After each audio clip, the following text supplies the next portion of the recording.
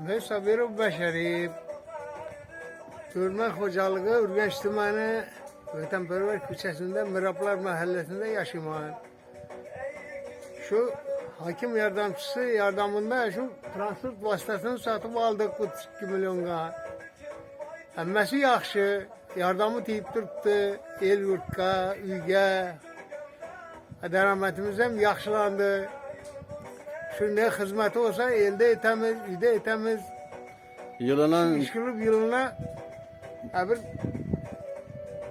5-6 milyon bundan bir kaptırıpımız hazır. Şimdi planımız şu köpeytiriş, kuda kalırsa dikhançılıklarını yerlerine şu çarvaçılıktan başkasına hemmesini hayal edip şu derametini aşırı. 15-20 milyonga yetkilişi niyet edip oturupmuz hocalık bilen.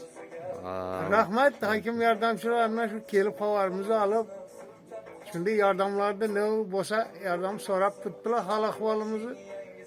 Hemmesi yaxşı rahmet. Yılının kança daramat görüştü maksat koyuyorsunuz? Şimdi hazırca 5-6 milyon Ayna. 5 ayna.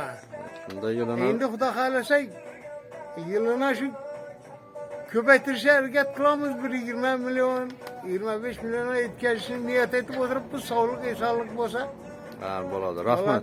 Yaxşı.